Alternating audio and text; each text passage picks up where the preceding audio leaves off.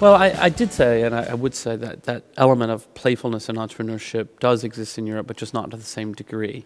And I'm not really sure why. I think it's maybe a deep cultural thing.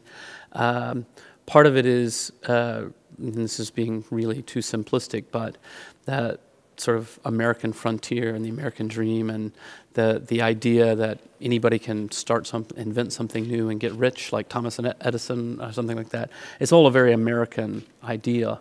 And it comes, I think, from the time when the US was born and the way it grew.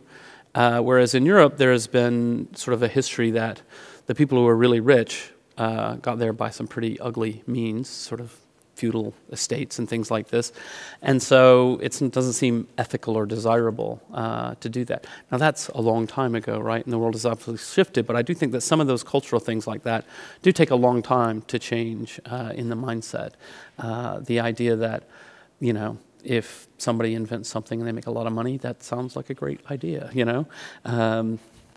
Compared to lots of other ways people make money in the world, it's not bad. So, so I think that's part of the reason. But I also think there can be policy reasons. You know, when we think about the number of days it takes to start a business, that's actually a really interesting statistic that I think people should really look at. In the U.S., if you want to start a new company, well, in most states, you just go on the website. You know, it takes 5 minutes. It's really simple to set up the legal structure for a company. And in many European countries, there's just loads and loads of paperwork and delays, and it takes time. And you think, well, what's the difference? You know, if it takes 21 days or 3 days, a company could last for decades.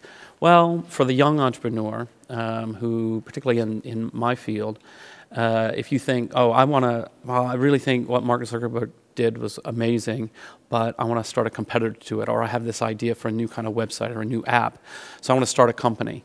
And then if you, at that point, you realize, gee, I have like giant reams of paperwork and legal bills and things just to start a company, you may just get discouraged and just not do it from the very beginning. Whereas in the US, you just go, oh, I want to start a company. And what do I do? How do I start a company?